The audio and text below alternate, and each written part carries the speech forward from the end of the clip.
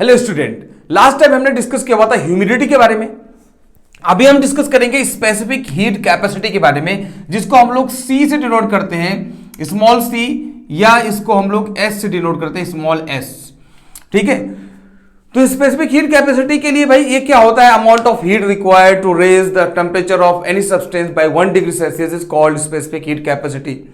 ठीक है, डेफिनेशन तो बस ऐसे लोग रट लेते हैं, लेकिन रियलिटी में है क्या, उसको कैसे समझा जाए?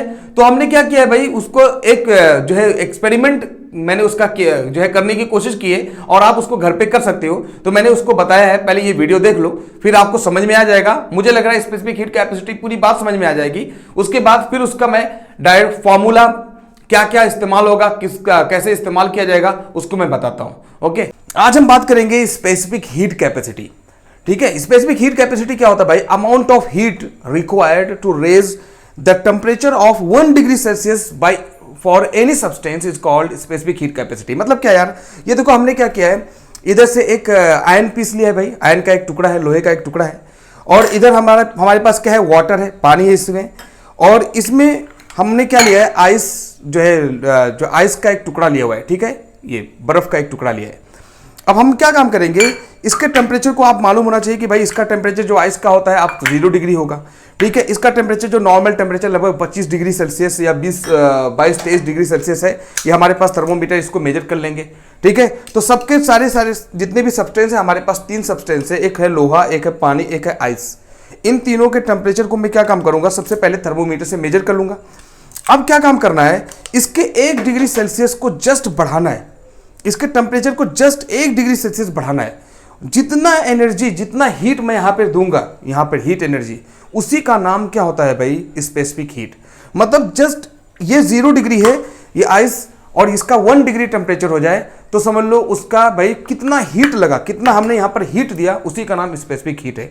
जैसे मान लो यहां पर इसका टेम्परेचर नॉर्मल टेम्परेचर होगा, जैसे मान लो 25 डिग्री सेल्सियस तक, लगभग रूम टेम्परेचर भी 25 डिग्री होगा, तो 25 डिग्री तक है।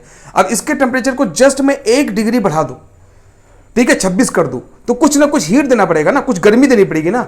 उस गर्मी जितना, वो जो गर्मी होता है 1 डिग्री बढ़ाने के लिए टेम्परेचर को, उसी का नाम स्पेसिफिक हीट होता है। बेटा बात समझ में आया? मतलब मैं क्या काम करूंगा, पहले तो थर्मोमीटर से टेम्परेचर को मेजर कर लेंगे भाई, कि ये हमारा जो टेम्परेचर कितना है, चालू करके इसका पानी का देख लेंगे। ठीक है, ये नॉर्मल हमारा जो है लोहे के टुकड़े को देख लेंगे, उसके बाद ये बर्फ का देख लेंगे। वैसे जनरली आप जानते हो कि ये सब नॉर्मल टेम्परेचर पे है, और ये आइस है तो हमारा 0 डिग्री सेल्सियस होगा नॉर्मल टेम्परेचर। उसके बाद फिर क्या काम करेंगे भाई, हमें चाहिए हीट। हीट हमारे पास कौन सा सबसे आसान तरीका है भाई, ये बर्नर। ठीक है, यहाँ पे हमने क्या किया, चालू किया जस्ट, उसके बाद ये लो चालू हुआ भाई, हमने चालू कर दिया हीट को। अब इतना तेज मत करो, चूंकि इतना जल्दी से हीट तो बहुत जल्दी से हो जाएगा। अब हमने क्या किया, थोड़ा सा फ्लेम स्लो किया, और यहाँ पर क्या भाई, एक लोहे के टुकड़े को रख देंगे। 1 डिग्री बढ़ाना है, जस्ट इधर बर्फ रख दिया, जस्ट 1 डिग्री बढ़ाना है। बेटा ये आपको ऐसे नहीं करना है जैसे मैं कर रहा हूँ। ठीक है, याद रखना, वो ज्यादा टेम्परेचर हो गया, वो ज्यादा बढ़ गया, अब आप उसको उसे टच नहीं कर सकते हो, जस्ट थिंक। और यहाँ पर अभी देखो, आप आइस का टुकड़ा है, इसको मैं उठा सकता हूँ, बात को समझो। ये आइस के टुकड़े को अभी मैं क्या काम कर सकता हूँ, ये उठा सकता हूँ, बात को समझो। यहाँ पे क्या हुआ, ये जो आयरन का टुकड़ा था, उसको हमने क्या किया, जस्ट समझ लो चालू किया जो है हमने फ्लेम को, फौरन वो ज्यादा गर्म हो गया। और ये आइस का टुकड़ा अभी क्या हुआ, इतना जल्दी गर्म नहीं हुआ। और आप देखोगे ये उसी तरीके से ये जो पानी होगा, पानी और ज्यादा वक्त लगाएगा। पानी को आप जब गर्म करोगे तो अब इतना गर्म से उसको कुछ खास फर्क नहीं पड़ने वाला है। आप पानी को टच करोगे तो ये गर्म नहीं रहेगा। ठीक है, लेकिन अगर लोहे के टुकड़े को गर्म टच करोगे तो ये गर्म नजर आएगा, ये काफी गर्म होगा। अब सवाल ये है यार, ऐसा क्यों हो रहा है भाई, ये अभी तक गर्म है। सवाल ये ऐसा क्यों हुआ, इसका वजह क्या है? अब आपको देखना पड़ेगा भाई, कि मैं पूछूं अगर आपसे ये कि भाई ये आयरन का जो टुकड़ा है वो इतना जल्दी गर्म क्यों हो गया, तो इसका मतलब ये हुआ कि इसका स्पेसिफिक हीट कैपेसिटी कम है।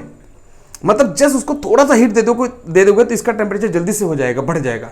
लेकिन मैंने बोला भाई आइस जो है, इसके एक टेम्परेचर, इसको थोड़ा सा हीट दोगे तो इसका भी टेम्परेचर बढ़ेगा। लेकिन पानी के कंपेयर में अगर देखा जाए, पानी इतना जल्दी गर्म नहीं होगा, पानी ज्यादा हीट लेता है। तो जो जितना ज्यादा हीट एब्जॉर्ब करेगा, अगर देखा जाए हीट सबसे ज्यादा हीट क्या है, जल्दी से टेम्परेचर किसका बढ़ा भाई, टेम्परेचर हमारा सबसे जल्दी बढ़ा आयरन का। तो सबसे ज्यादा हम बोल सकते हैं भाई स्पेसिफिक हीट कैपेसिटी सबसे ज्यादा किसका है, स्पेसिफिक हीट कैपेसिटी सबसे ज्यादा अगर देखा जाए तो ये पानी का है। तो पानी जल्दी हीट को क्या काम करता है, एब्जॉर्ब नहीं करता है। लेकिन ये आयन जल्दी से हीट को एब्जॉर्ब कर लिया। और ये जो है बर्फ अगर देखा जाए मीडियम में है, ठीक है। तो अगर मैं कंपेयर बोलूँ भाई स्पेसिफिक हीट कैपेसिटी किसका सबसे ज़्यादा होगा, तो आप सबसे ज़्यादा बोलोगे भाई पानी।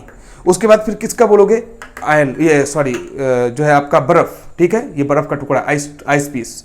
उसके बाद सबसे कम स्पेसिफिक हीट कैपेसिटी किसका है भाई, लोहे का, ठीक है। तो कभी भी लोहे का इस्तेमाल करेंगे अगर हम टेम्परेचर को जल्दी से यहाँ से वहाँ पहुँचाना है, एक जगह से दूसरी जगह अगर मान लो हमें कहीं हीट को पहुँचाना है, तो हम किसका इस्तेमाल करेंगे। सबसे बेस्ट एग्जाम्पल क्या होगा भाई, हमारा ये जो है आयन पीस होगा, क्योंकि ये जल्दी से हीट को ट्रांसफर कर देता है और बहुत कम टेम्परेचर देने से ये जल्दी से बढ़ जाता है इसका हीट भी।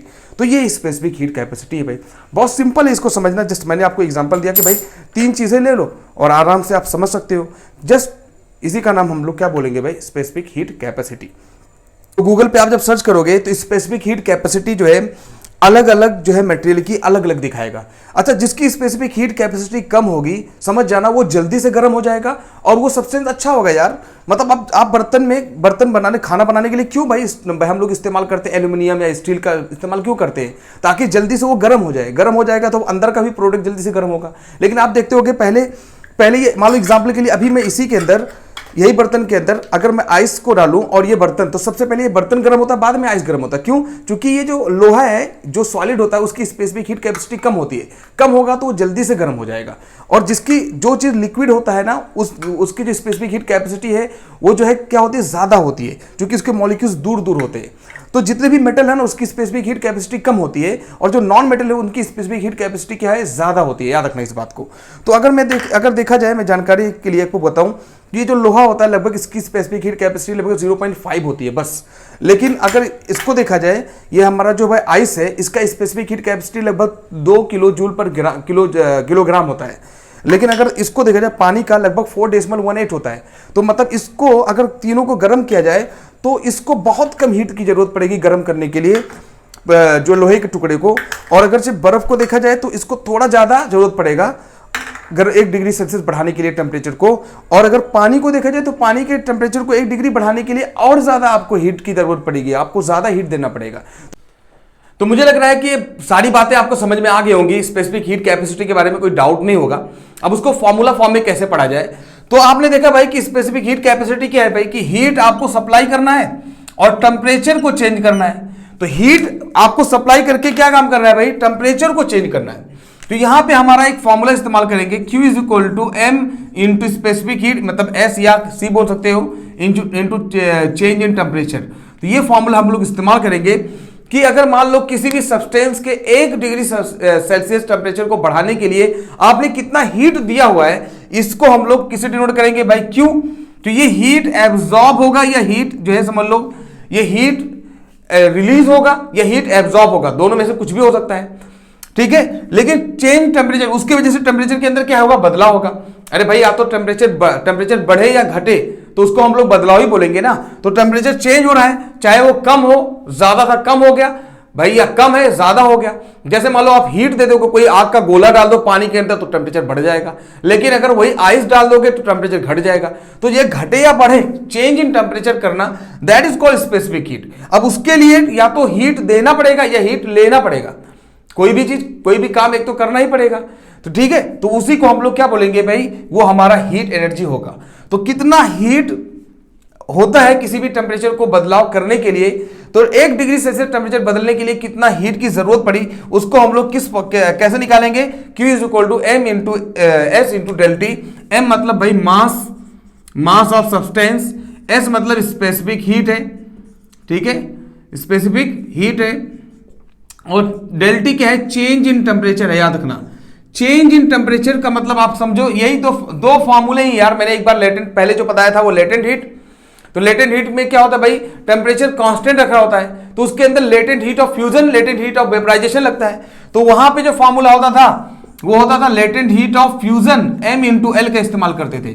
या तो लेटेंट हीट ऑफ फ्यूजन होता था या लेटेंट हीट ऑफ वेपराइजेशन होता था, अगर जब टेम्परेचर कांस्टेंट करते हो। तो जब टेम्परेचर जो कांस्टेंट रहेगा, नहीं बदलेगा, तो ये फॉर्मूला इस्तेमाल करेंगे, और जब टेम्परेचर बदलेगा तो ये फॉर्मूला इस्तेमाल करेंगे। यहां पर M क्या है भाई, मास है ऑफ एनी सब्सटेंस, और L क्या है, latent heat of fusion, latent heat of fusion या लेटेंट हीट ऑफ वेपराइजेशन है, याद रखना।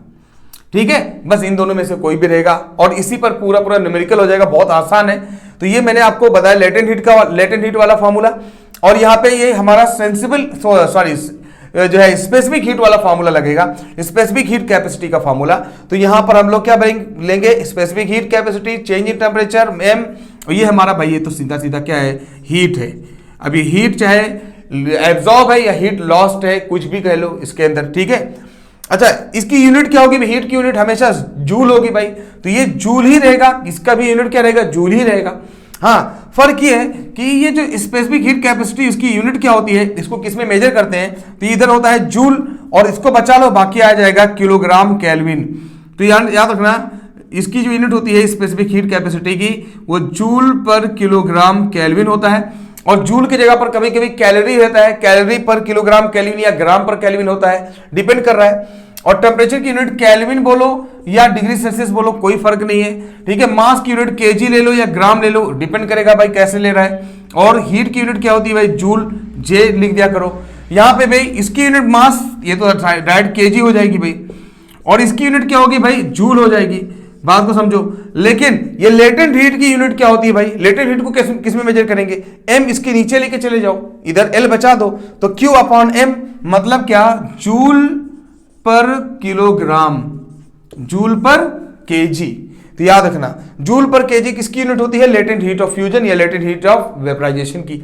तो ये फॉर्मूला हम लोग इस्तेमाल करेंगे, तो पूरा जितना भी न्यूमेरिकल होगा सब इसी दोनों फॉर्मूले पे पूरा डिपेंडेंट है, ठीक है। बस आपको सिचुएशन समझना होगा कि वहां पे क्या हो रहा है, टेम्परेचर बदल रहा है तो ये वाला फॉर्मूला, टेम्परेचर नहीं बदल रहा है तो ये वाला फॉर्मूला, बस इतना ही इस्तेमाल करना है, आपको पूरा लेटेंट हीट का कहानी खत्म हो जाएगा, ठीक है। ओके।